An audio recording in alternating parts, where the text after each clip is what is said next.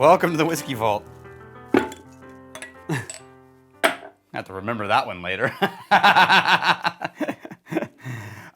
Today we are drinking whiskey thanks to Brad Hughes, sort of, and also thanks to Zach Koch.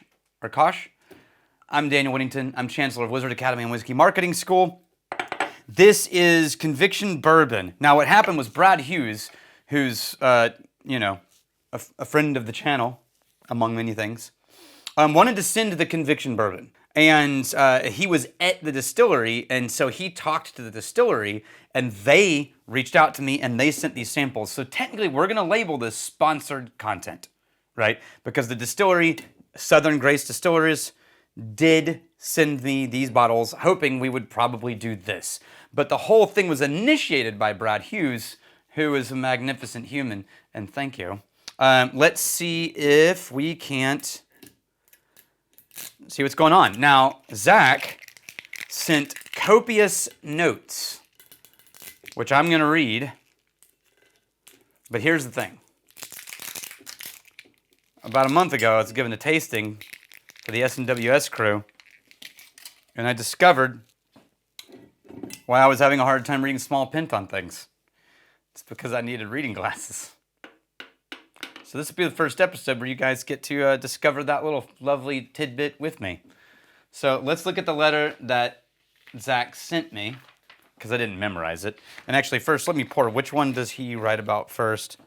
He writes about Bottled and Bond. Wait, no. SIB. Okay. What does he mean by SIB? Single barrel, maybe? SI single barrel, sample one. 115 proof. Yeah, that would be this one. Okay. All right, that took me a second. Hang on, let me pour this, and we'll see what he says first. I'll just pour both so I don't have to do that again later.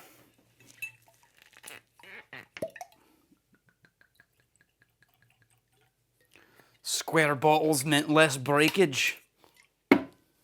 Okay, so Zach says, Southern Grace Distilleries, Mount Pleasant, North Carolina, which is very cool. Mount Pleasant is about like 45 minutes northeast of Charlotte, if I remember correctly. Is it Charlotte? Yeah. Anyway, single barrel offering, double oak. Here's the information. Single barrel, 115 proof, barreled August 13th, 2020, bottled March 6th, 2025. So it's 4.5 years old. Both bourbons, and we'll talk about this one. Winter 2024 release, double oak, 101.4 proof, barreled in 2019 April, re-barreled April 2021. I'm guessing it's just 2 oak barrels? It says, yeah, after 2 years, the bourbon's harvested and then re-barreled in new charred oak. So it goes into 2 different new oak barrels. Okay, that's cool. We'll see what it tastes like. I'm not yet used to having to look up to here for long distance. My eyes go weird with the glasses. So he said 88% corn, 12% malted barley. So it's only corn and barley.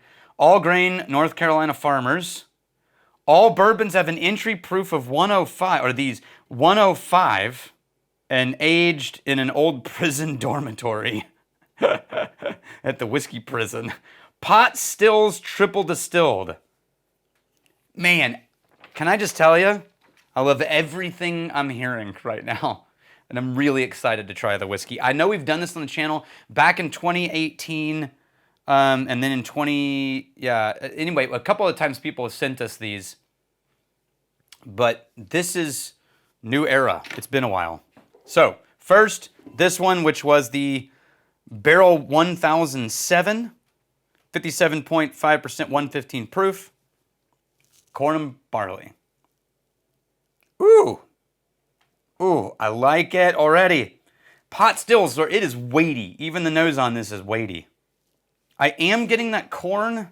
I'm also getting, there's a, I was about to say cream corn, because it is creamy, but not totally just vanilla. But it is vanilla. There's a little phenolic, like barrel phenolic note, but it's not oaky. And it's kind of soft smelling. Starting to slightly get a cherry candy cane type note. Oh man. There's this tangy molasses note. It's like if molasses had a almost citrusy tang, like sourness to it, like a jaw.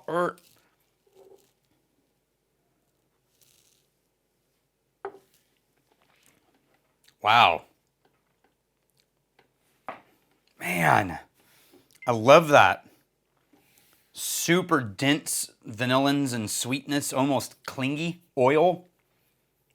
Little bit of a J-hook of a tang.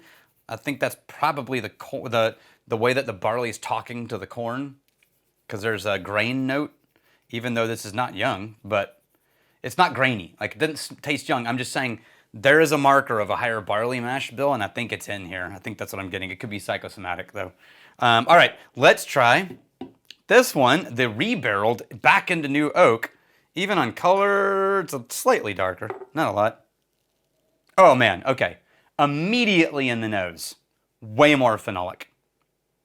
Wow, charred, marshmallow, roasted corn, like Mexican roasted sweet corn. When you get like the spices and the like slight cream on the outside of it, which is good stuff, by the way.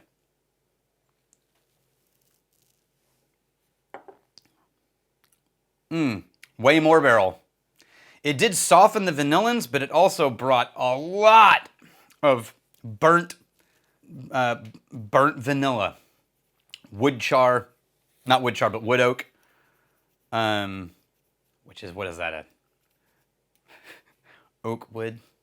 Wood, and it's not oily like this one is. This one's softer and more oily.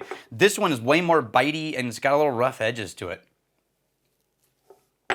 I'll bet on the rocks, this would be absolutely amazing. But it's a little more wooden and burnt than I prefer, for lack of a better term. This one, even coming back on the nose now, I'm getting candy corn and vanilla ice cream. Oh, and especially in an A-B comparison, this one is my standout. Really like this one. This one is a well-made whiskey. It's just a little too burnt, like too dark burnt wood for me. Like the oak kind of dominated on this one. It does feel softer, but it's, as far as just the physical feeling of the palate, but it doesn't taste that way, which is very weird. This one does feel more vibrant, but it also feels kind of creamier and more of the pleasant vanillins. I want to try a little bit of water. I forgot to get my water out.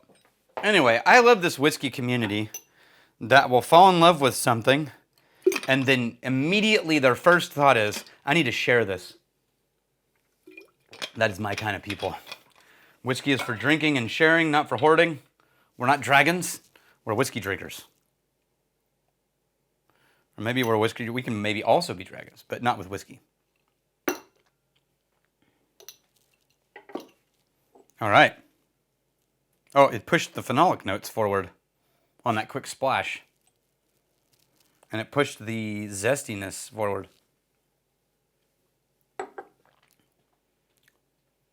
I liked it better at a higher proof. It's good. I liked it better at a higher proof. But well done. And Zach's not the head honcho. He's the director of sales. But obviously is a great human being.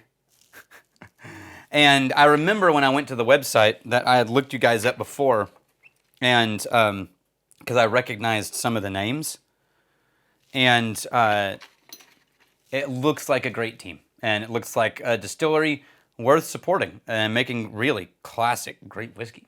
So, well done. Cheers to you. I'm really glad you're here. Come with me and we'll see. Be convicted to drink bourbon or we'll put you in whiskey prison. That's their theme song. Most people don't know that. you should like and subscribe.